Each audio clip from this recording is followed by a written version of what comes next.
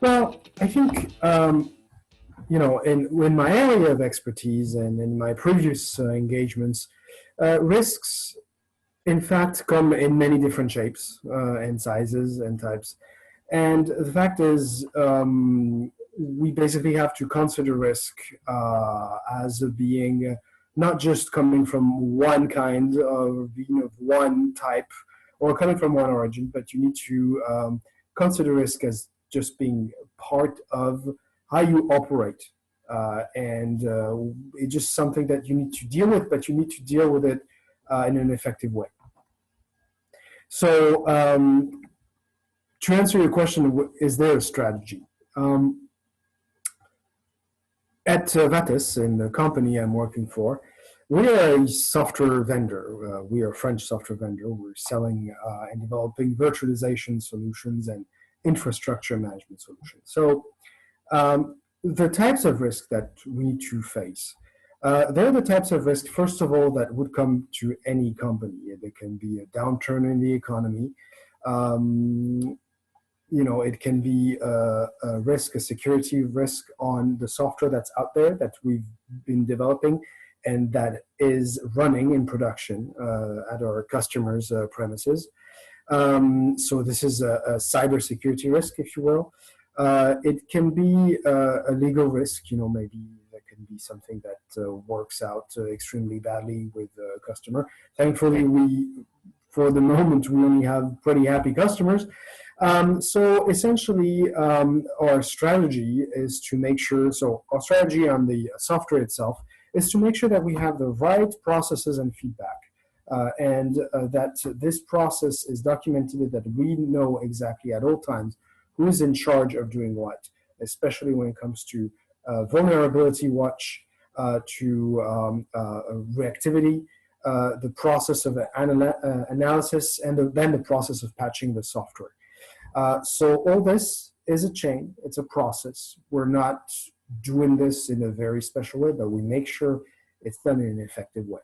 And thankfully, we work with partners and code bases that are upstream to what we're doing that are pretty efficient when it comes to vulnerability assessment, to security watch, and the type of software we're working with, it's both being developed with partners all across our industry, but it's also being sold and deployed to customers across the industry. So we're all interdependent. And I think I would say this is the next idea is that maybe it's more true for some industries than it is for others, but I think we're all interdependent. If one of us has a problem, we are going to be affected, I think, to one degree or another. I would say upstream for us. I'm using the word upstream because in my industry, upstream, there's a downstream, et cetera, et cetera. So upstream from us, we have people who understand that because they understand they are the upstream. So if something goes wrong with them, it's going to go bad with us and we're going to have to fix it. We're going to have to reuse what they've done to fix it. We're going to have to come up with our own solutions to fix it. So that's okay. But even on that, we're improving that. We're improving that state of thing in order to make sure that even if something happens to them and they cannot react, we're going to be able to patch our software. We're going to be able to essentially be autonomous when it comes to the risk management of those type of cybersecurity issues. But downstream, that is quite different. Downstream, we're gonna be working with customers and partners who may understand that, who may at the very least be extremely careful in assessing and reacting if there's a problem. But we have seen customers who are really, honestly, they're using unpatched software, or even using software that is no longer really supported even by us. We recognize that handling your software when you're in a company, it requires time. It requires employees' time. But then we know that when it comes to risk and cybersecurity risk, for instance, or just leaving your production material, your production, the core, the heart of your production, unmonitored, completely open to any kind of issues, whether it's cybersecurity, it can be a physical security issue, like what if you leave your servers out there and there is, they're not protected, they're not physically protected because they're not properly placed, either in a specific data center, for instance, or within your premises. Well, at some point, something's going to happen. And we will, the only thing we have done, we can do, and most of the industry is doing this way, is to ensure that everybody knows that there's a new version, that this version is not just better or more powerful or comes with better feature. It also encompasses, embodies, and ships with all the latest security fixes. But the awareness is not always there. Honestly, it's complicated to make some customers understand that. Well, I think the World Protection Forum is quite right. I think that if you cannot ensure the safety and the security of your employees, and not just of your employees, that their families even are safe, that you're living and operating into a life first environment, because life first does not mean there's zero risk. There's always a risk, but it means that you're prepared to face it. You have the proper processes to do that and the right reactivity. That's what it means. So this is very important. At Vates, my company, at Vates, we also call it Vates, just to give you an example, I've told you about our cybersecurity practices and risk management. But, whenever we've been hit by the pandemic, we had 2 of our employees who were affected by this virus. One of them was pretty hard. The other one was okay. It was much better. She handled it much better, thankfully for her. But we entered as soon as it was possible. Everybody started to telecommute. We pretty much shut down the office, the physical offices where we're based. We were really just told to don't put your life at risk. This was the message of our founders. This was the message of our management. And I think this tells you something about the kind of company and the kind of people who are driving this company. They're putting your life first. They're putting their lives as first, and they're putting the lives of your family first. And in doing so, they're setting an example. And that example ideally reflects on our customers, and it reflects on our partners. And we're not just happy about this. We're not just feeling better or more confident. We're actually proud of it. Yes. And I would say that's for fundamentally 2 reasons. The first thing is that I don't believe that you can do something bad or you can overlook something which is of primarily good importance and continue to basically strive in your future and the future in general. Now, this is a moral statement that I'm doing, but it has practical implications. And those implications are very important. The second thing is the future is uncertain, not just by definition. It is uncertain not just because of the pandemic. It is fundamentally uncertain because of the geostrategic environment. It is uncertain because of the environmental questions. And so these things, these concerns are in fact very complex.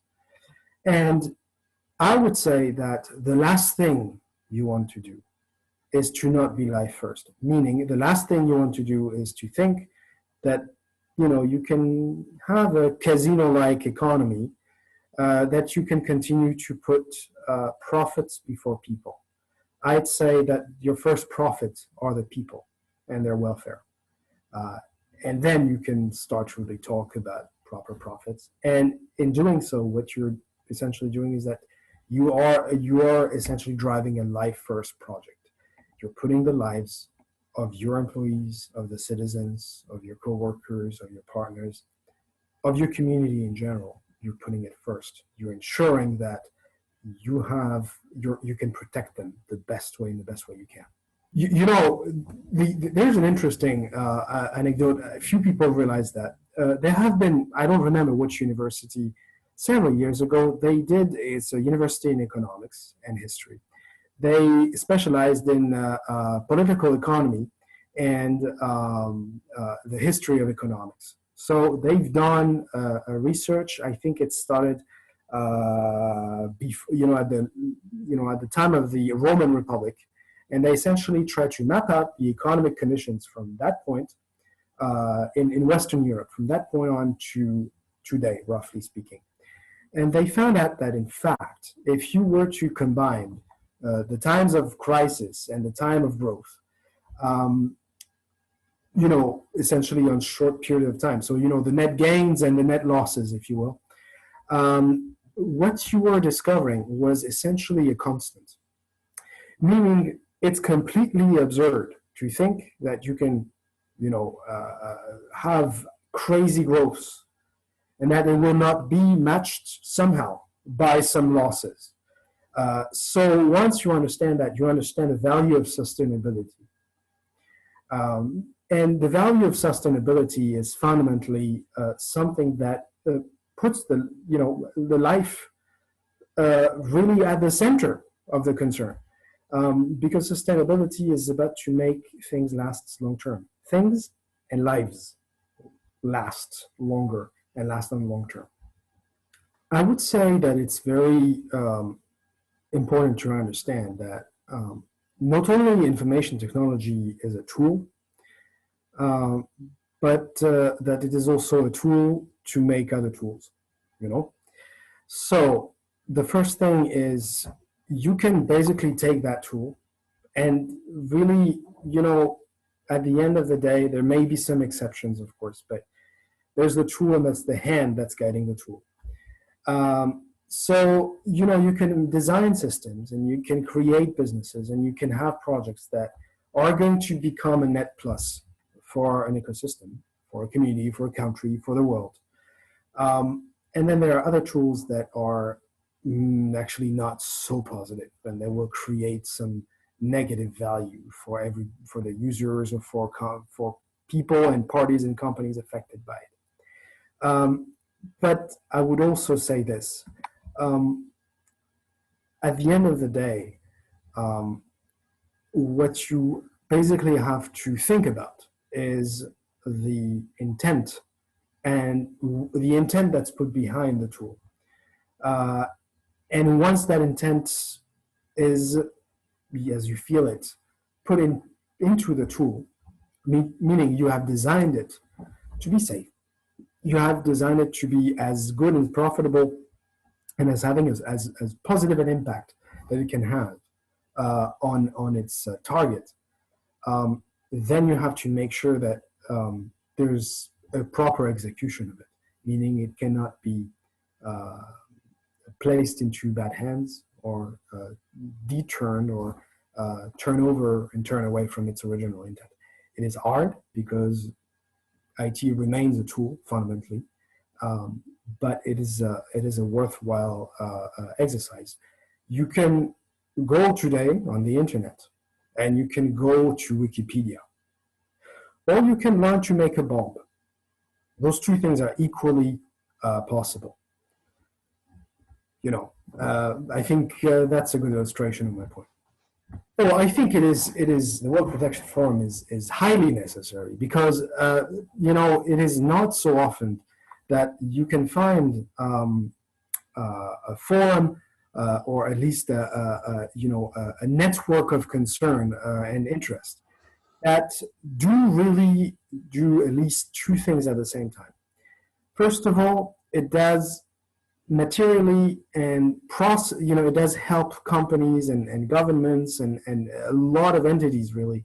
It does help them assess, master, and understand the risks they're facing and that they will face, and that they do, and in doing so, it's not just a matter of compliance. It's not just, oh, I'm just going to go to that consultant and they're going to help me because that's compliance for this and compliance for that. You get financial compliance, legal compliance, organizational compliance, and technical compliance. Okay, yeah, that's one thing, but it certainly is not enough.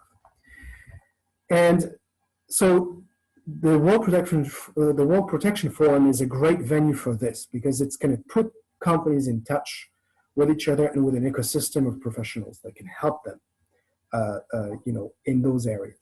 But it is also a very important venue because it spreads the message and it raises the awareness on the nature of risk, on the importance of dealing and managing risks, and being prepared to face risks.